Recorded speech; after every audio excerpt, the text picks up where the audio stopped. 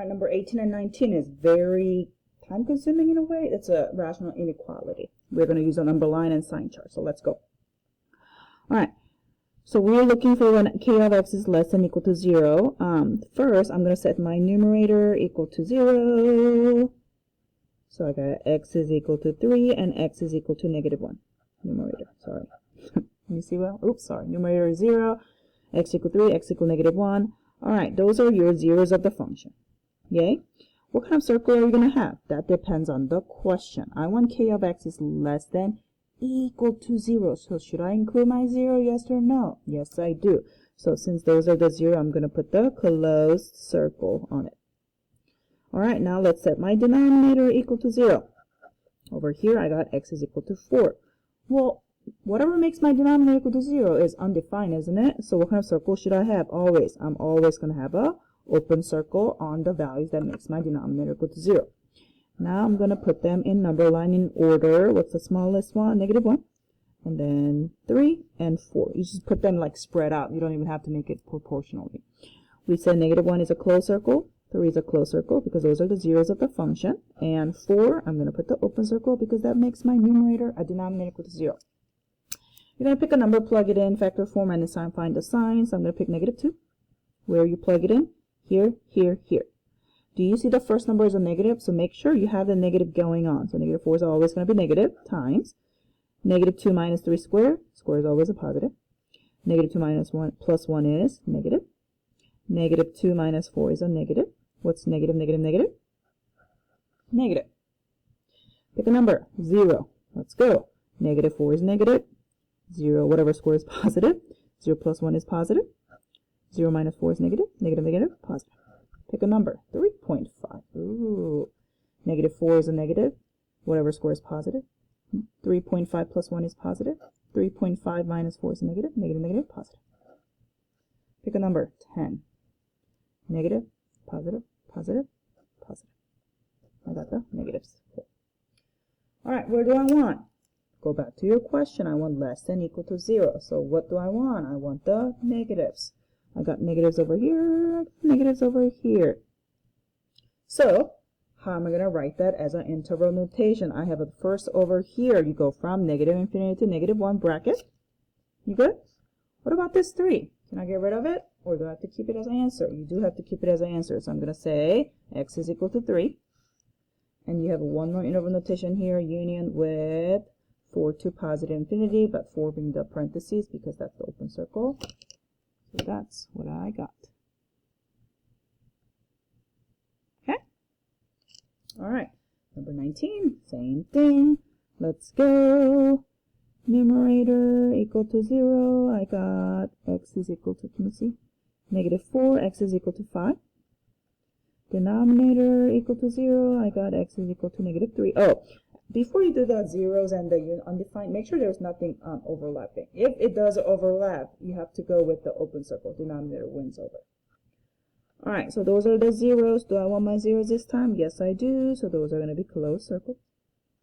What about denominator equal to 0? I'm not even going to look at the question. That's the open circle.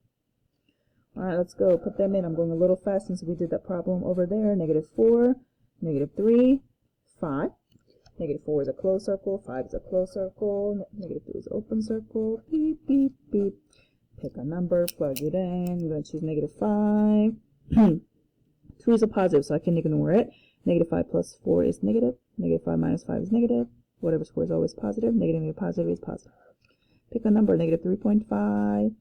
-3.5 plus 4 is positive. Negative, positive. I got negatives. 0. Positive, negative, positive, negative. That's 7. Positive, positive, positive is positive. All right, let me make sure my signs are good. All right, do I want to shade positives or negative when it's greater than or equal to 0? Positives. Here we go. Here we go. So let's write that in interval notation. The first part over here, -infinity to -4 bracket, because that's a closed circle. I can keep going. This is not included. Keep going. Union with bracket to positive. All right. Number 20 and 21, oops, sorry. Write the limit statement as x approaches to 3 from either side. Note, in each case, x equals 3 is a whole. For the limit, write the output coordinate of the whole from the cancel version. Okay. So both of them, x equal 3 is a whole, right? X equal 3 is a whole. This one wants you to write the limit statement. I'm going to go back to this question we did earlier quickly on number 14 and 15.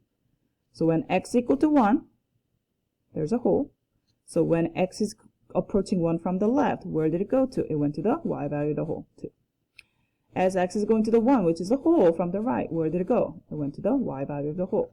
So you're going to write down the bottom of this paper kind of like this limit statement. So as limit x approaches the x value of the whole, it's going to go to the y value of the whole. Got it? Okay.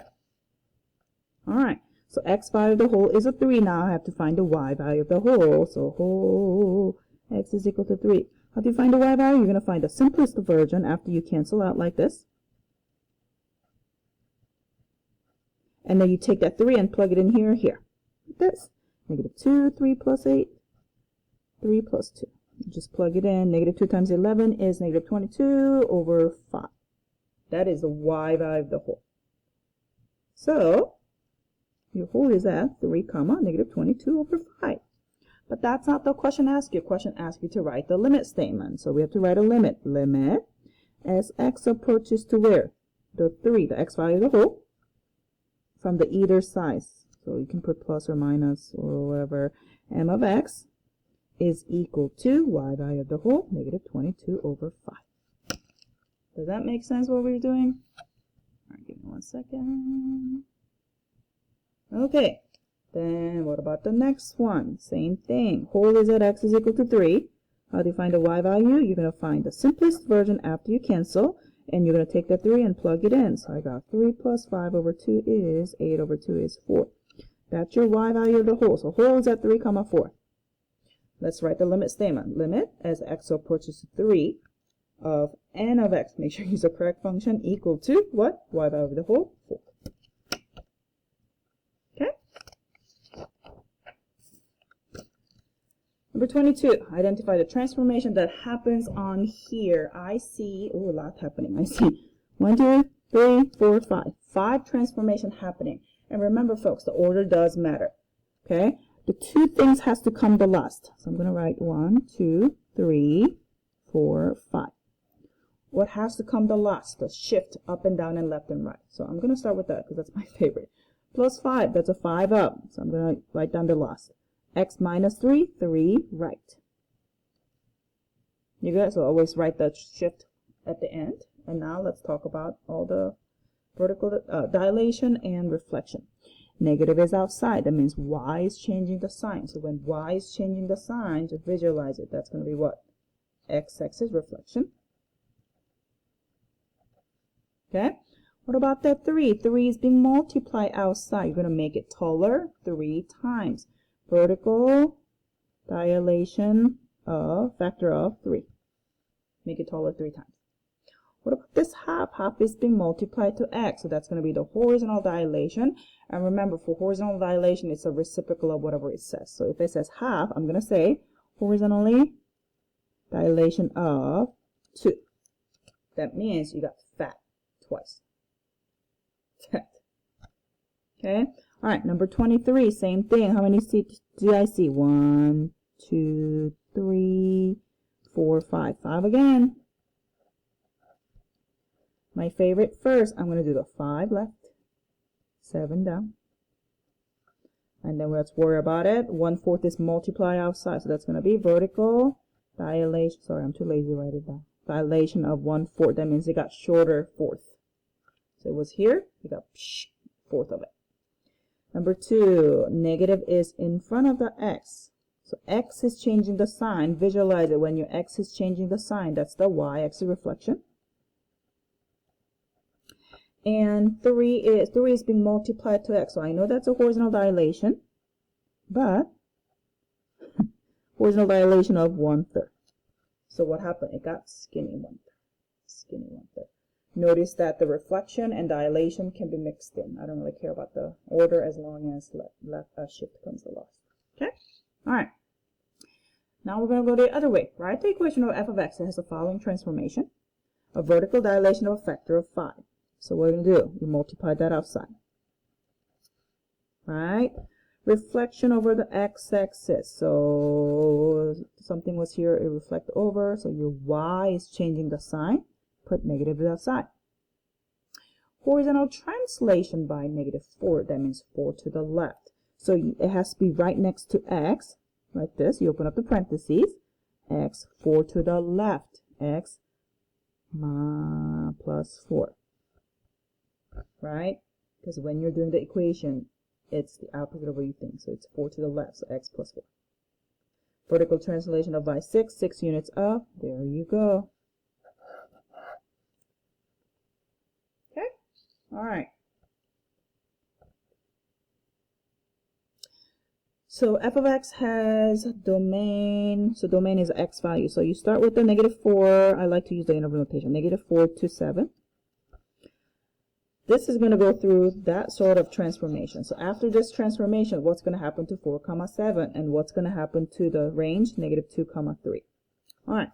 Here's how I like to do it. I like to list my transformation and see what's happening to x, y, and then I'm going to apply that to -4, 7.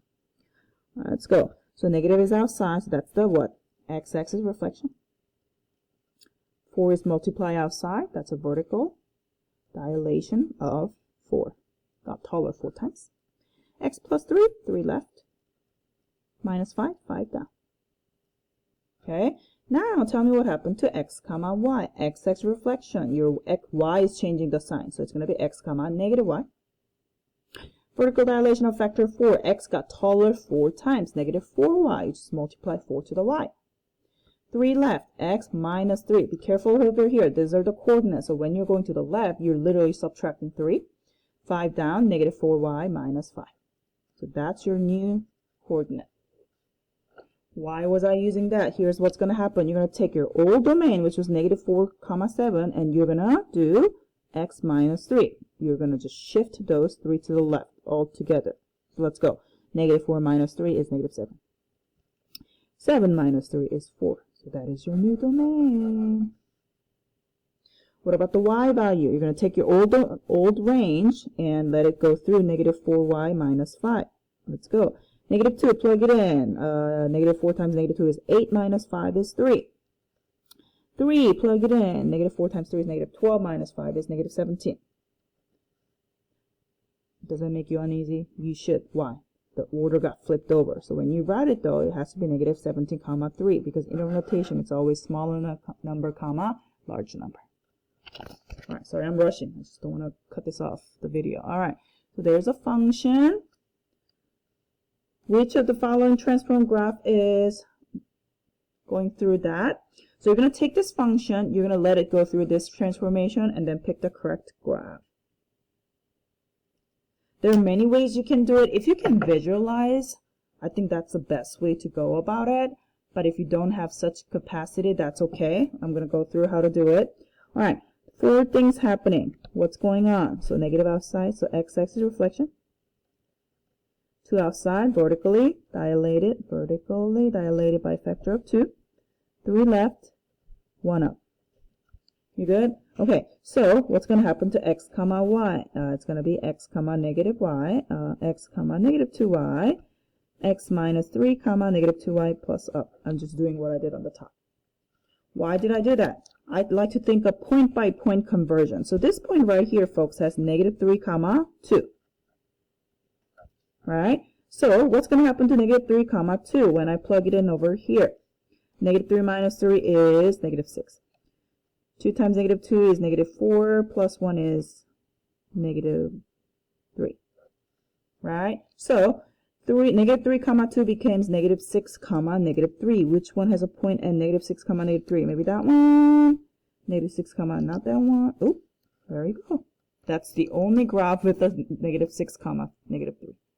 And you can kind of visualize a little bit, like if you were to flip it upside down and make it taller twice, and then 3 left and then 1 up, it will look like this. Okay? All right. Thank you.